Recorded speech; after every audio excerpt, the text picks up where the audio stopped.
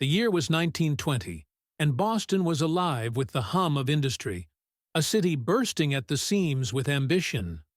Immigrants flooded the cobblestone streets, their dreams tucked neatly into battered suitcases.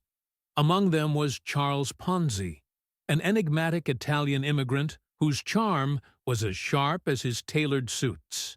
But beneath the glint of his gold pocket watch lay a scheme so audacious it would leave an indelible mark on history. Charles had a knack for spotting opportunity where others saw none. One chilly January evening, as he flipped through a pile of correspondence from overseas, a peculiar idea struck him. A letter contained a small coupon, a postal reply coupon from Spain. It could be exchanged for U.S. postage stamps worth far more than its cost abroad. To Charles, it was a revelation, a way to exploit currency differences for profit. In his hands, the simple postal coupon became the seed of a financial empire. He promised investors staggering returns, a 50% profit in just 45 days, 100% in 90. Skeptics scoffed, but Charles had an uncanny way of dissolving doubts with his dazzling grin and impeccable confidence. He named his venture the Securities Exchange Company, and soon word of mouth did what no advertisement ever could. By spring, a steady stream of Bostonians queued outside his modest office. Laborers handed over their life savings. Shopkeepers mortgaged their stores. Even the well-to-do couldn't resist the allure of easy money. Charles made good on his promises, at first. Early investors were paid handsomely, their success stories fueling a frenzy that swelled beyond Boston's borders. But the secret to Charles's success was as hollow as the promises he peddled. He wasn't profiting from postal coupons at all. The logistics were impossible. Instead, he used the influx of new investments to pay off earlier investors. It was a delicate balancing act, a financial house of cards that grew more precarious with every dollar. By summer, Charles was the toast of the town. He dined in the finest restaurants, adorned his wife Rose in diamonds, and purchased a mansion that dwarfed the homes of Boston's elite. Yet, for all his outward success, cracks were beginning to show. A small-time journalist named Eliza Harper from the Boston Post took an interest in Charles. She couldn't shake the feeling that something about his operation didn't add up. Eliza's investigation began quietly. A whispered question here, a scrutinized ledger there. She uncovered troubling discrepancies.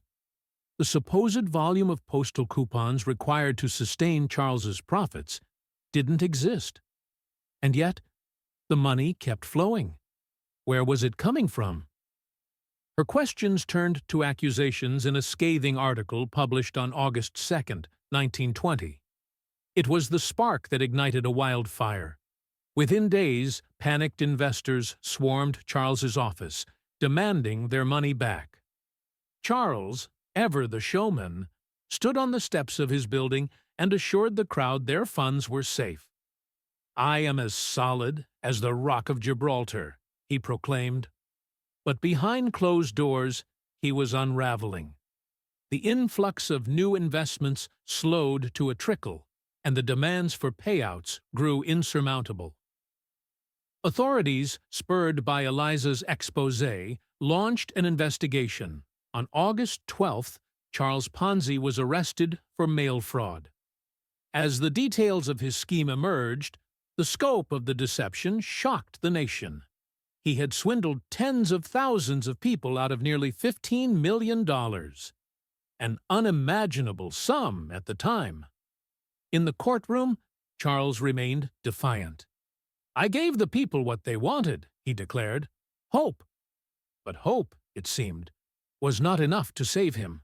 He was sentenced to prison, his empire reduced to ashes. As Charles sat in his cell, the city buzzed with tales of his audacity. Some called him a villain, others a visionary. For Charles Ponzi, it hardly mattered. He had etched his name into history, a cautionary tale for the ages. But for Eliza Harper, it wasn't enough. She had seen too many families ruined, too many lives destroyed by Charles's greed. And so, she began her own scheme. Not of deception, but of justice.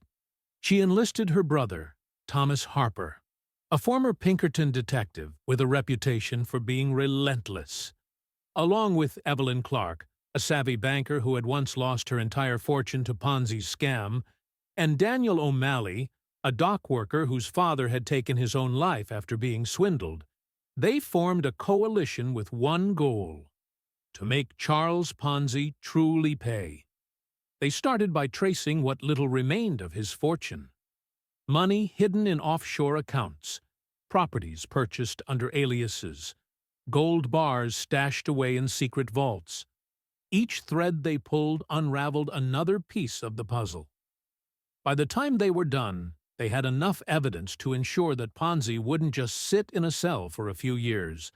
He would never see the light of day again. But they wanted more. They wanted to destroy the last vestiges of his influence, to make sure no one else would ever idolize him again.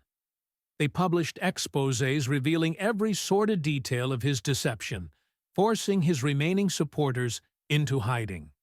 They confronted his former business associates, making it clear that they, too, would be held accountable.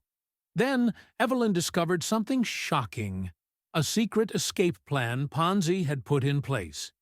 He had bribed a few prison guards, secured a boat under a false identity, and intended to flee to Brazil, where his remaining wealth lay untouched. If they didn't act fast, he would slip through their fingers. Eliza, Thomas, and Daniel concocted a desperate plan. They intercepted the boat captain, replaced him with one of their own, and lured Ponzi into believing his escape was going smoothly. But as he boarded the ship under the cover of darkness, he was greeted not by freedom, but by Eliza herself. "Going somewhere, Charles?" she said, her voice dripping with satisfaction. Ponzi's face fell, but his grin quickly returned. "I should have known you wouldn't let this go." "Not until justice is served," Thomas said, stepping forward. Before Ponzi could react, Daniel restrained him, and within hours he was back in custody, his plan foiled. The final nail in his coffin came when Evelyn leaked the escape attempt to the press. The scandal was so great that Ponzi was moved to a maximum security prison, ensuring he would never con his way out again. As Eliza stood on the docks, watching the ship sail back to shore with Ponzi in chains, she allowed herself a rare smile. The battle was over. The con man had finally been conned, and somewhere in the depths of his cell, Charles Ponzi smirked to himself. "She played the game well," he mused, "but even the best players don't win forever." Eliza, however, had no intention of losing. What next for Charles Ponzi? Subscribe to the Chanel to find out.